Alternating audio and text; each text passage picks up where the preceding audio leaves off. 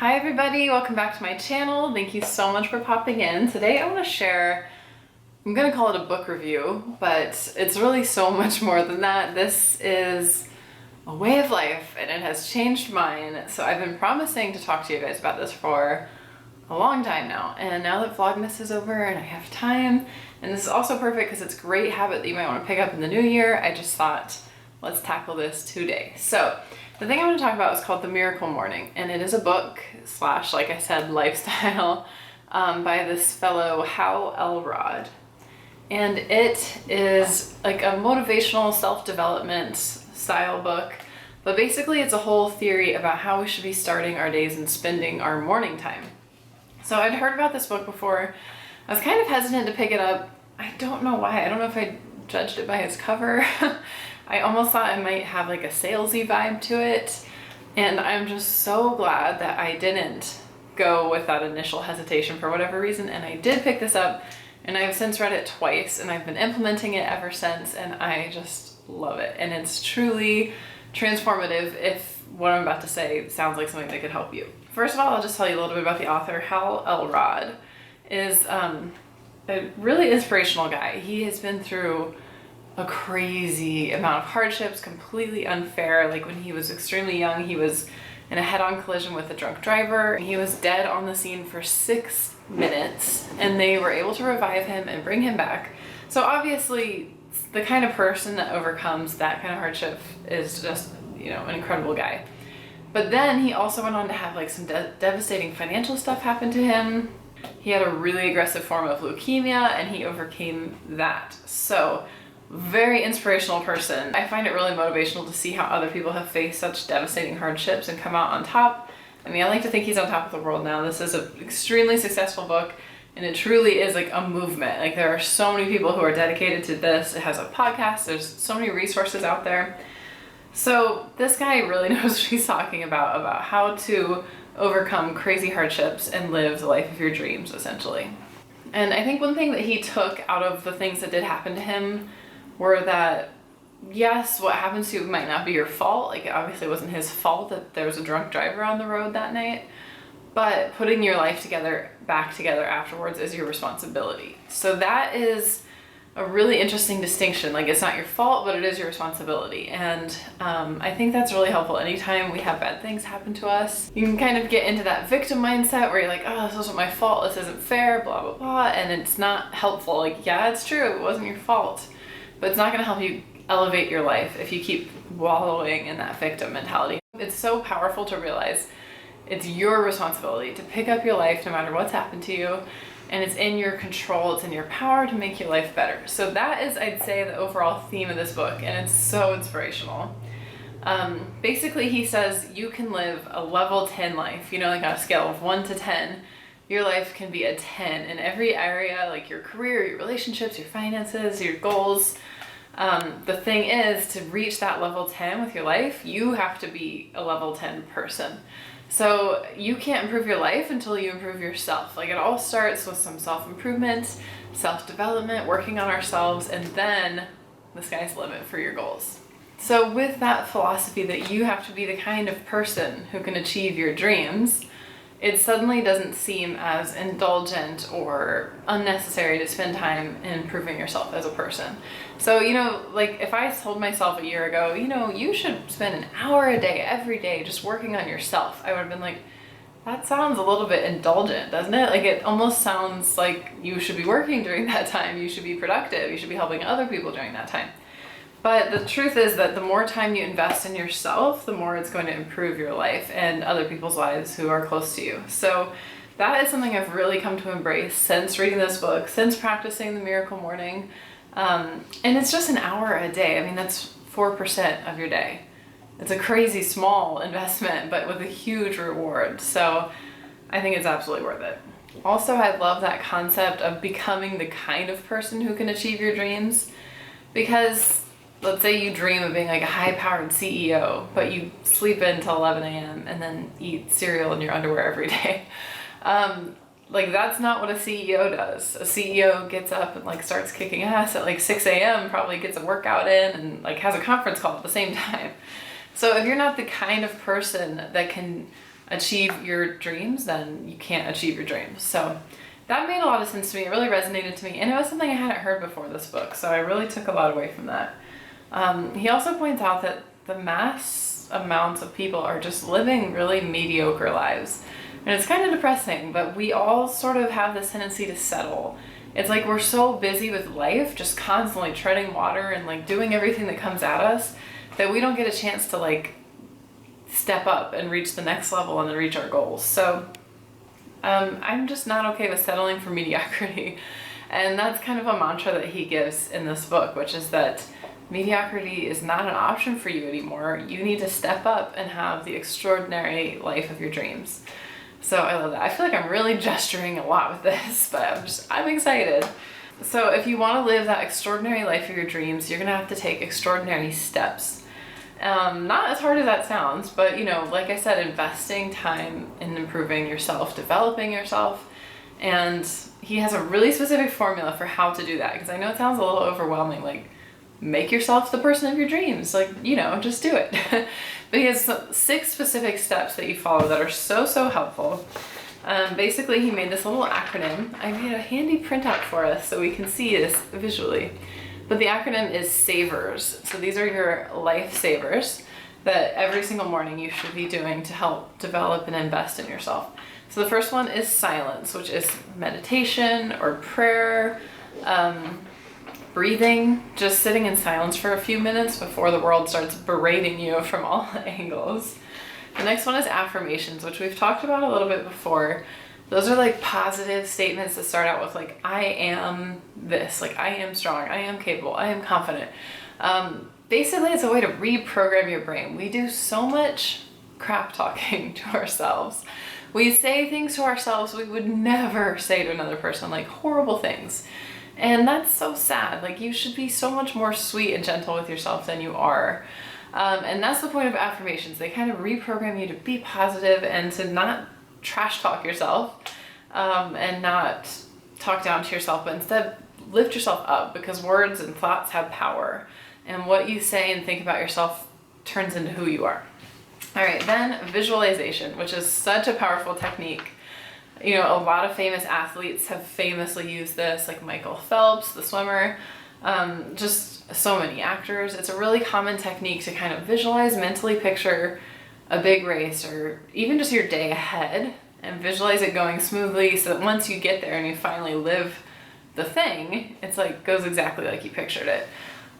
Also, it just can help, so cheesy, but it can help make your dreams come true, because it helps you really crystallize like what is your goal, what's your dream, and how can you make it. Every time I lift this up, the color gets crazy, sorry.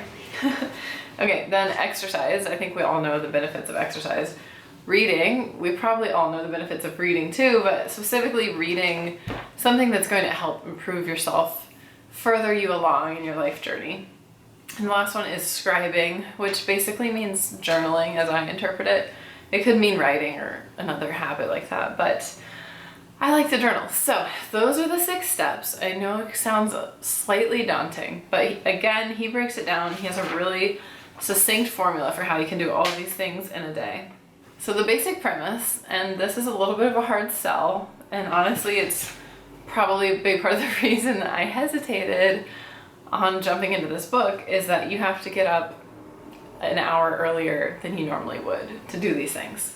Because the truth is, if you say, I'm going to work on improving myself in the evening, it just doesn't happen. It just absolutely does not happen. You know, by the time you get home from work, you're drained, you're exhausted, you just want to sit down, have a glass of wine and watch TV. Like, nothing else is going to happen. Same thing with like the middle of the day, things come up, people want your attention, etc. So you just have to get up early just to make it happen. At first, I really rebelled against that, and then I tried to do it other times of the day. It never happened. Always was putting it off till the next day, and I finally realized like the morning is the only time the world's not making demands on you yet, and things aren't coming up, and you aren't exhausted or fed up or in a bad mood because you got a weird email or whatever it is. So the morning is like this weird little slice of magical time that you can shape however you want. And he makes the point that it's the rudder of the day. Like it steers your day. If you have a hectic, like have you had one of those hectic, stressful mornings where you're like racing out the door and you're late, and then it just starts this chain reaction where everything goes wrong, you're late, you're dropping things, you're forgetting things, and then the whole day is a cluster.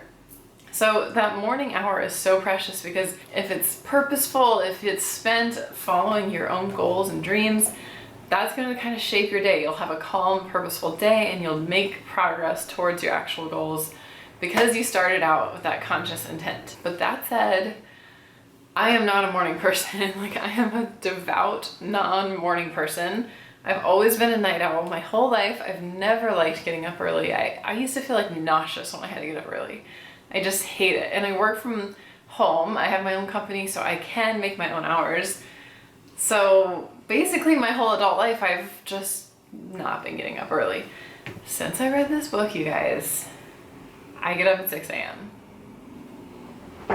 It's crazy. Like, I never, ever, ever thought I would say that, but I get up and I enjoy it and I love it. I'm not saying it's easy, but I am saying it's completely possible. Which, before I read this book, I just genuinely thought, I'm never going to be able to get up early. Like, I'm just not a morning person. I've always failed at it. It's depressing to start your day with a huge failure, like sleeping in. And I didn't even want to sign myself up for that kind of frustration. But he has a foolproof system for getting out of bed early. I swear by it, and I'll get into it in a second. But it is life-changing. So let me quickly just run through the order that I like to do these practices in. So the nice thing about this system is it's very customizable. You can do these steps in any order you want. He obviously listed them in this order because it makes a nice little acronym of SAVERS. But I actually don't like to do them in that order. So I'm just going to kind of walk you through what my miracle morning looks like. And just know that it's very flexible. You can do these in any order that suits you. You can do them for any amount of time that suits you. In the book, he even describes how you can do a 6-minute miracle morning, which I've used that technique when I'm running late or I just have like a really early meeting that day and I'm like, I'm not getting up a whole hour before that. So some days you can just do like a little 6-minute routine and still get amazing benefits. But on a typical day when I can kind of have my druthers and do this how I like to, my first step that I like to do is the last step, scribing. I like to journal as soon as I wake up because I tend to wake up just with my head brimming, my mind racing, and feeling like, so I just need to like write it all down. I know some people really struggle with the journaling and that's their least favorite step. For me, it is my favorite by far. I just use a spiral notebook for my journal. This is a really pretty light pink one. It says Daydream. I'll link it. It's from Amazon. And I just like to have plain lined paper. This has the dates that you can kind of circle at the top. Another thing to consider is getting a journal that already has the dates in it. That way you kind of feel a little pressure to show up every day and fill it out. Especially since January 1st is coming up, that might be nice to start for the new year in a fresh journal. But I like to just have a plain spiral notebook so I can go like all the way behind to right on the back, right on the front. I honestly kind of just scrawl and scribble and just get everything out of my head onto paper the first thing I do. And it's such a relief. I feel like, I can think again. So that's my favorite way to do that step. After I've journaled, I like to move on to the visualizations and the affirmations. And since I'm a writer, it feels natural to me to keep doing those in my journal. And I also like to write by hand as opposed to digitally typing because I just think it forces me to kind of slow down and connect with my thoughts and actually write at the pace of my thoughts. So that's the way I like to do that. And I will just literally write out my affirmations for what's speaking to me. Like, I am confident or I am conquering my to-do list. I don't know. I don't do cheesy arm motions, but I've heard that's actually helpful. But whatever my affirmations that kind of come to me, that speak to me, I will write those in as well. You can also find some guided affirmations if you struggle with this step. Like I have a guided meditation on my YouTube channel that has a lot of positive affirmations in it. And then I will visualize. So in the book, he kind of recommends first visualizing your day, then visualizing your goal life, and then visualizing the kind of person that you need to be to achieve all of that. And I really like that kind of 3-prong approach. Like it kind of starts small with your day. So usually what I will do, let me show you this by the way. This is my Miracle Morning basket. I have all my little supplies in here. And so I'll just, sit down on my little pink couch, have my Miracle Morning, and have my supplies here. So another thing that's always in here is my agenda. This is a binder that I use as a planner. I have a ton of videos on it and a new video coming next with my New Year's planner solutions. But I will keep my binder in there, so I will look at like my daily plan, my daily schedule, and kind of visualize it going smoothly, visualize getting my whole to-do list done, visualize everything that needs to happen. Then I'll kind of zoom out and I'll visualize my bigger goals, my life goals. I have a vision board in my office. I've shown in previous videos too, and I will look at my vision board and just think of all those things. And then I will lastly like visualize myself, you know, instead of sleeping in and then eating cereal in my underwear, like I was saying, I'll visualize myself like being the type of person that I think can achieve my dreams. So visualizing is a little bit daunting. If you are intimidated by that, there are some really great guided ones. I will link a guided one that I really like. But for all of these, you know, you can get help. There's so many resources, so don't be intimidated by any of these one steps. So the next thing I will do is read. In this basket, I also keep whatever book I'm reading. Right now I have this because I just finished reading it for the second time. Love it. I like reading books more than once too. I feel like you get even more out of it. But usually I'll use that time in the morning to read something that's like self-improvement, self-development, nonfiction, something that I feel like it's going to kind of farther me. Something else I want to mention is that I also add 2 G's. So my acronym is SAVERS GG because I like to add goals and gratitude. And please, if you're just starting out with this, don't feel overwhelmed. Like, you don't need to be adding steps like I do. This is because I've been practicing this for months and months, and it's kind of naturally evolved, which is what's nice about the system. It does evolve with you. But so I like to add gratitude, which can be really quick and simple, just like, thank you for the fact I'm breathing. Thank you for the fact my heart is beating. Thank you for my life. Thank you for my home, my dogs, my husband. And I kind of zoom out. Like, I'll start really small, like, thank you for this breath. And then I will zoom all the way out to like, thank you for Los Angeles. Thank you for California. Thank you for the country I live in. Thank you for the planet I live on. Thank you for the galaxy. And it creates this like bubble of gratitude that just grows in your chest, and it feels so good. So I really like to have gratitude every single day. It can either be like that practice I just described, or it can be really simple where you just write out 10 random things like, I'm grateful for pockets because how would I carry things without my pockets, you know? Any random thing that occurs to you, there's just, no matter how hard life gets, I think there's always something to be grateful for. Like I said, even if it's just the breath in your lungs right now. So gratitude is a really powerful practice. I like to throw that in while I'm journaling.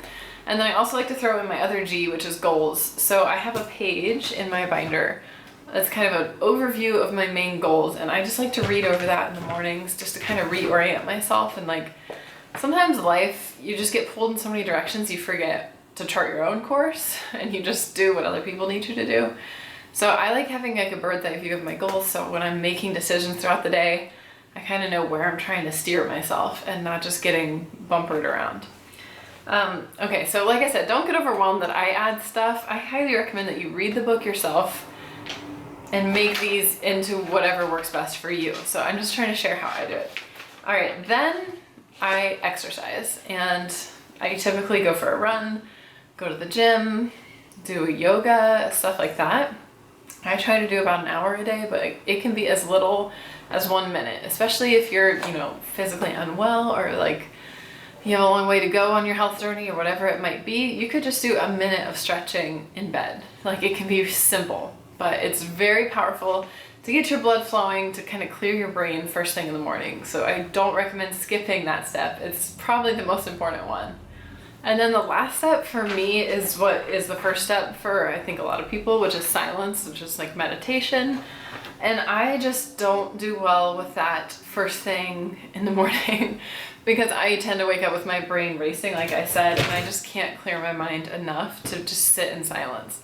So by the time I've journaled and done my visualizations and got a workout in, and read some other people's ideas and all of these things, then I take a shower after I work out, and I feel like it washes everything away, and I feel peaceful and inspired, and then I can sit down and meditate for a few minutes. So that's just personally how I like to do it. I mean, like I said, any order you want to do is fine. But for me, I usually meditate just 5 or 10 minutes after I shower. This is like silly, but I like to let my lotion soak in while I do it. So, you know, if you're into beauty stuff, you can work that into the Miracle Morning. But this is my meditation bench. It's at an angle. So you can kind of have your hips at the right angle for a proper spine alignment. And I like to sit on this while I meditate. Your legs just kind of tuck under here. And it makes it perfectly easy to get a nice alignment, but you don't have to like sit on your feet and like kind of hurt your legs. So that's just a random tip. I like that for meditating. I usually use the Calm app on my phone. It's incredible. I love it so much. They have great guided meditations, and I do a lot better with a guided meditation as opposed to just not thinking. It's pretty hard. But you could just set a timer and just focus on your breath. You could find free guided meditations on YouTube. Like I said, I have one. There's a ton of great resources for that. So however meditating works best for you, it's a great step. And for me, it's the final step, and I just kind of feel like ready to start my day. Like I am now a blank slate, and I've already accomplished so much, and it's just now 8 a.m. So I love that formula, and that's how it's working for me right now. But it can totally evolve with you, which is nice. One thing that I think most meditation teachers would frown upon is I keep some stick-it notes next to me when I meditate and a pen. And if I have a thought that's important, I will pause my meditation and write it down. And I know that's wrong. I know the whole point of meditation is not to do that. But for me, I find like, if I remember like, shoot, we're out of milk or whatever stupid thing, I will fixate on that in the back of my brain. Like, don't forget the milk, don't forget the milk, don't forget the milk, don't forget the milk. And I don't get a good meditation. So instead, I'll give myself a little grace. I will quickly write down milk. I'll get right back into my meditation, and it frees up my brain to be like, there's nothing we have to remember right now. There's nothing we have to focus on. And then when I'm done with my meditation, I'll take my little note, I'll stick it on my laptop or my desk, and when later in the day, when it's like an appropriate time, I can deal with, oh yeah, I need to add milk to my grocery list.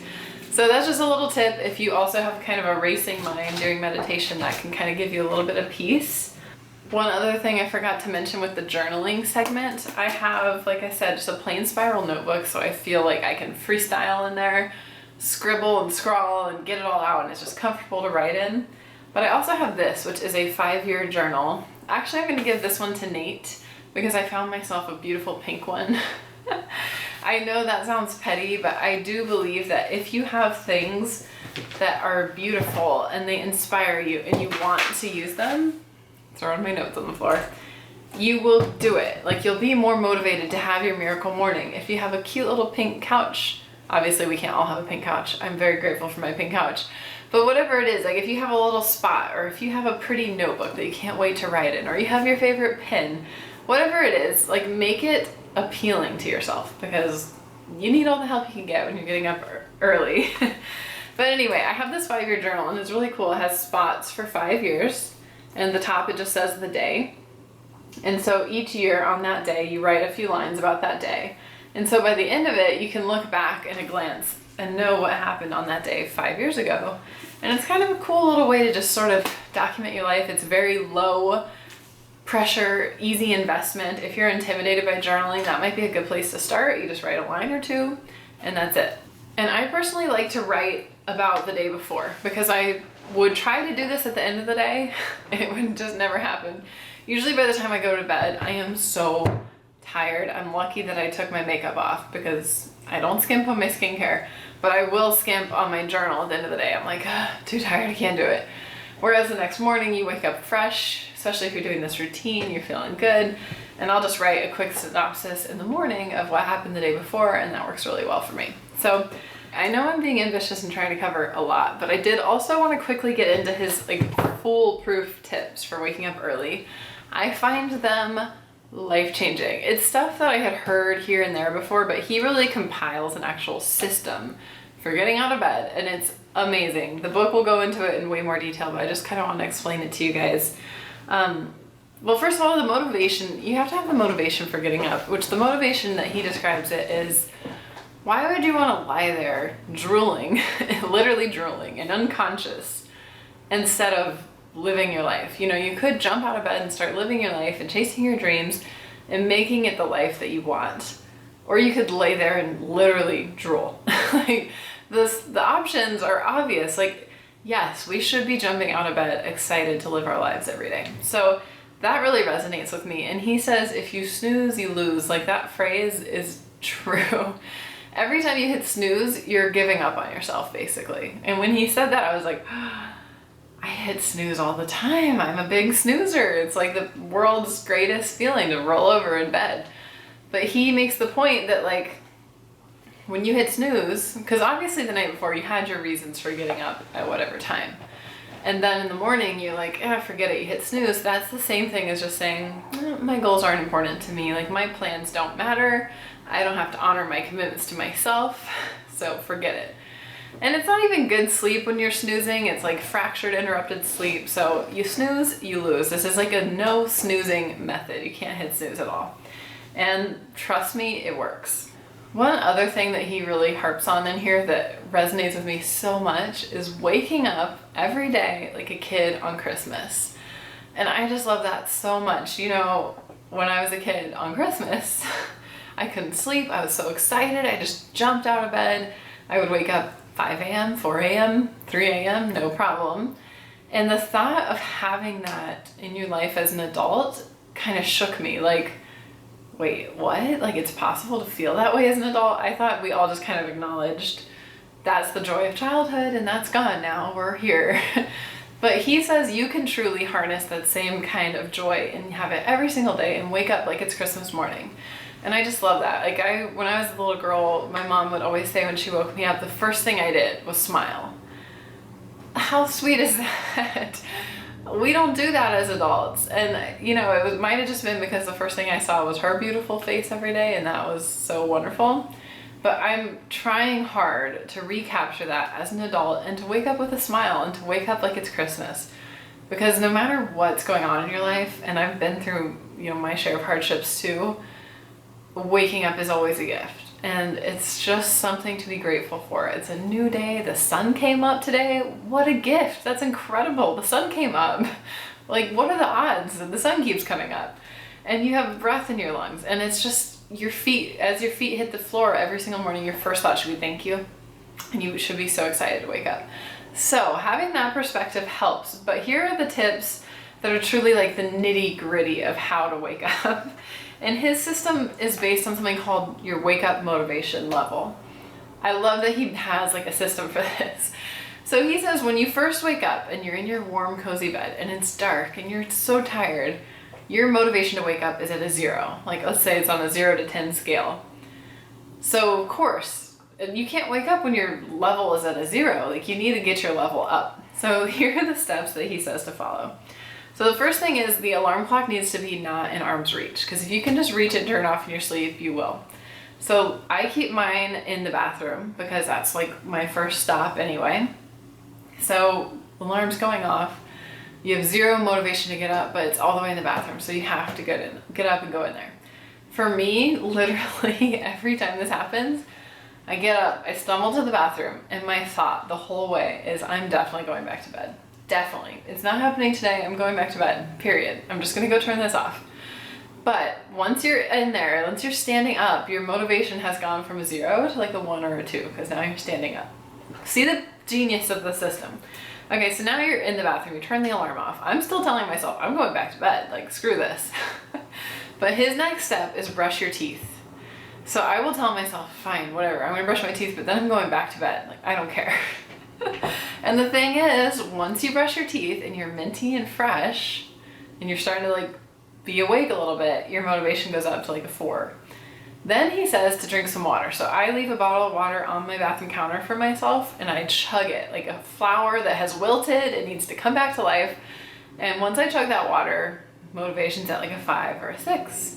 Okay, so at this point, I'm kind of no longer telling myself I'm going back to bed. Now I'm kind of like, maybe this is a thing. Maybe this is gonna be okay. And so the last step in his system is to put on your workout clothes.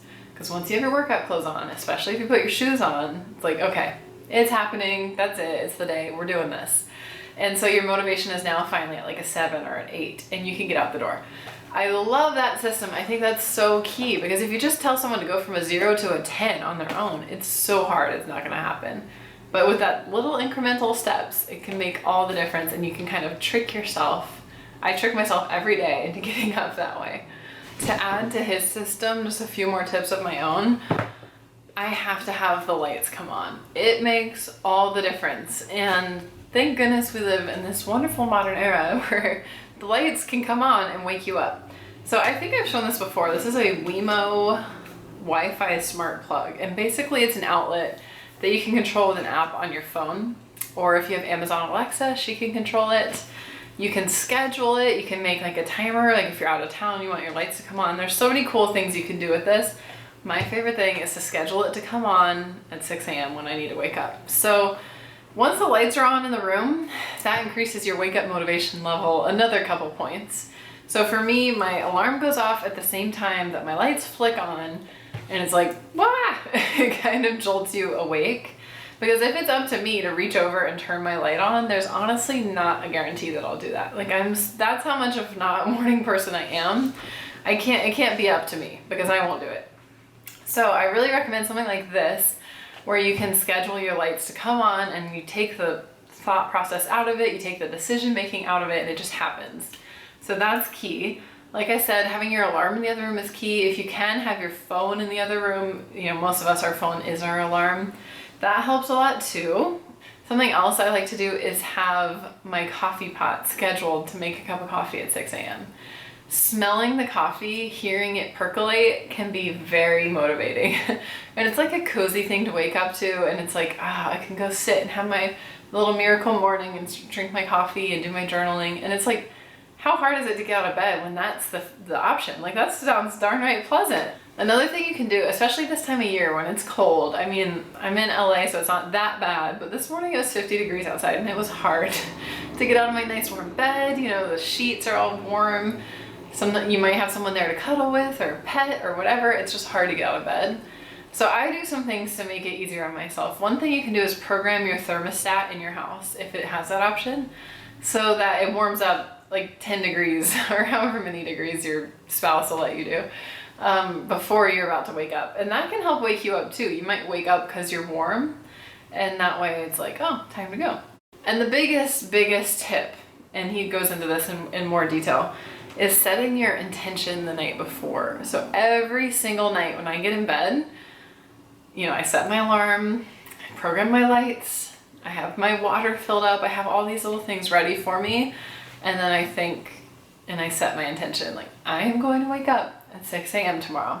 And he has a template for this, which is really cool. There's a lot of free resources on his website, so I will link it. But it's like a little evening affirmation that you can say, and it helps you kind of mentally prepare for the fact you're gonna get up in however many hours. And I find that so helpful because whatever you mentally commit to doing, you can do. It's insane the power of your brain to make you do things. Like, if you are mentally on board with something you have to do, you'll do it. Like, if your boss tells you, hey, I need you to pull a 12-hour day at work on Friday, it's gonna be tough, like, I'm sorry, I just really need you to do it. You'd show up to work on Friday mentally like, hey, it's gonna be a 12-hour day, like, let's do this. Whereas if work just kept getting out of hand and you get stuck and things have to keep happening and you've been there 12 hours, it will feel so much more grueling. When you mentally know you're going to do something for X amount of time or at X time, it's so much easier to commit to doing it. So when you go to bed and you're like, I will wake up full of energy and joy, like it's Christmas morning and I'm going to do that at 6 a.m., which is only 6 hours from now or whatever it may be, it really helps you to mentally commit. And I love that step. I feel like we've covered everything. I know this was kind of a lot of information to process, but I've had so many thoughts on this book and I really wanted to share it all with you. It's like I said, especially before the new year, you could start this on January 1st and it could transform your year for 2019. I know I'm recommitting to religiously doing it every day, and if you guys want to join me in that, that'd be super fun. So check out the book. Let me know your thoughts. Let me know if you've ever tried this routine. I love to talk to you in the comments. Thank you so much for watching. Hit subscribe so you don't miss any more videos. I'm going to do a planner update for the new year, and I will show a few things in my planner that help with all of this. So don't miss that. And thank you so much, and I'll see you guys in the next one. Bye.